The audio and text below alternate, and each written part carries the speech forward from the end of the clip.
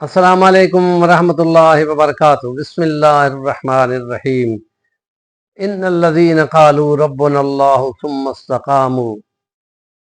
تتنزل علیہم الملائکۃ الا تخافوا ولا تحزنوا وابشروا بالجنہ۔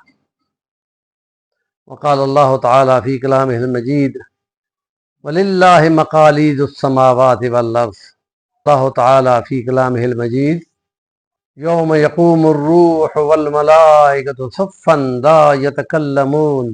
الا من اذن له الرحمن وقال صوابا۔ صدق اللہ العظیم۔ قرآن مجید میں فرشتوں کے مختلف کاموں کا تذکرہ جو یہاں دنیا میں ہوتے ہیں، اس کے بعد جو برزخ میں ہوتے ہیں، جو قبر کے اندر، جیسے وہ منکر نکیر کی بات آتی ہے کہ جس وقت کو روح کو خدا کے سامنے پیش کر دیا جاتا ہے تو پھر ان کو اس روح کو جسم کے اندر دوبارہ لوٹا کر منکر نکیر اس سے سوال کرتے ہیں، من ربوں کا، من نبیوں کا، ما دینوں کا۔ تو اس کے جواب میں جو ایمان والا بولتا ہے کہ اللہ ربی اسلام و دینی محمد رسول اللہ نبی جی، تو اس کو وہ خوشخبری دیتے ہیں اور کہتے ہیں مرحبا مرحبا۔ رحمت کے فرشتے اس کی روح کو اٹھا لیتے ہیں اور پھر برزخ میں اچھی جگہ پہ جا کے اس کو بٹھا دیتے ہیں یا سلا دیتے ہیں، اور اگر وہ شہید ہو تو جنت کے اللہ کے عرش کے نیچے جو جنت ہے اس میں پرندہ بنا کے چھوڑ دیتے ہیں، قیامت تک وہ اڑتا ہے، چرتا ہے، کھاتا پیتا ہے۔ اور اگر وہ کوئی کافر ہو اور فرشتے پوچھتے ہیں من ربوں کا، تو کہتے ہیں میں نہیں جانتا، تو وہ بہت مارتے ہیں اس کو اور لعنتیں بھیجتے ہیں، اور وہ کہتا ہے میرا دین کوئی نہیں ہے، تو پھر وہ مارتے ہیں اور لعنت بھیجتے ہیں، اور نبی پاک کی تعلیم اور نبی پاک کو پہچانتا نہیں ہے تو پھر وہ بھی وہاں پہ اس کو، اور پھر اس کی روح کو بہت غضب والے اور قہر والے فرشتے اٹھا کے ایک بدبودار گدڑی میں لپیٹ کر، اور سجین ایک مقام ہے وہ اس میں وہاں جا کر پھینک دیتے ہیں۔ اور جب قیامت کا دن ہوگا، خدا کا ظہور ہوگا، وہاں اندھیرا گھپ ہوگا، اور اشرقت الارض بنور ربہا، اللہ کے نور سے زمین چمک اٹھے گی، چٹیل میدان ہوگا، باب آدم سے آخر انسان تک ساری مخلوق انسان ہوں گے، اور اس وقت خدا فرماتا ہے کہ فرشتہ اور جبرائیل اور یہ سارے لائنیں بنا کے کھڑے ہوں گے اور کوئی بھی نہیں بولے گا خدا کی اجازت کے بغیر، اور وہ ایک عالم ہوگا خدا کی سطوت کا، جب وہ خدا بولے گا لمن الملک اليوم للہ الواحد القہار۔ اور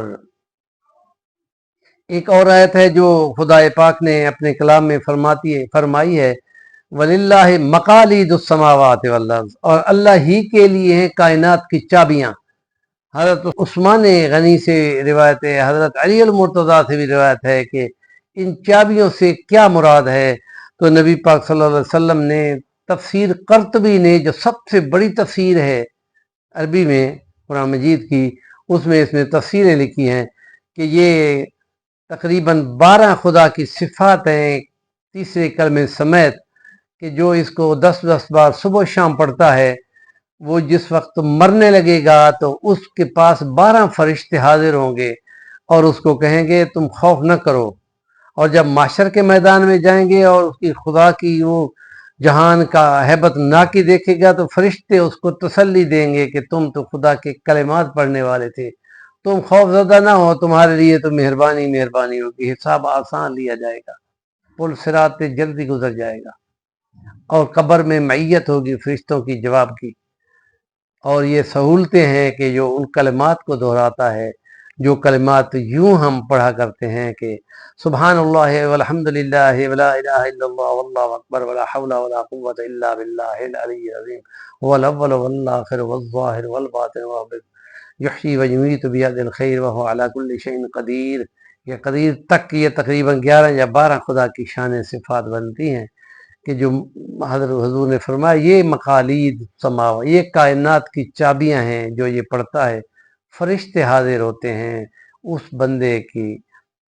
اس کو سلوٹ کرنے، اس کو تسلی دینے اور اس کو موت کے خوف سے کہ وقت کو داروغہ روکیں گے، کہیں گے علم یاد کو نبی، اور بدبختو کیا تم پہ پیغمبر نہیں ہے؟ ان کا جی آئے تھے اور ہم نے جھٹلایا تھا. تو اس کے جواب میں پھر کہیں گے سحقل اصحاب السعیر، دفع ہو جاؤ، اور پھر وہ دھکا مارے گا. اور جو جہنم کا مالک داروغہ فرشتہ ہے اس سے جب بولیں گے کہ بہت کرولنگ کرتے کرتے کرتے جہنم کی آگ انگاروں میں اس کے پاس پہنچیں گے تو ایک ہی کک لگائے گا اور پھر درمیان میں جا پڑیں گے اور کہتے ہیں کہ میرے ساتھ بات مت کرو، تم نے ادھر ہی رہنا ہے، تم نے نہیں نکلنا. تو یہ فرشتوں کی باتیں ہیں، ان پہ جتنا ایمان اچھا ہوگا اتنے اعمال کی درستگی ممکن ہو سکے گی. ہمارے چینل کا نام ہے صفی الوانی، ضرور سبسکرائب کریں اور کام کی بات کا کمنٹ دیا کریں.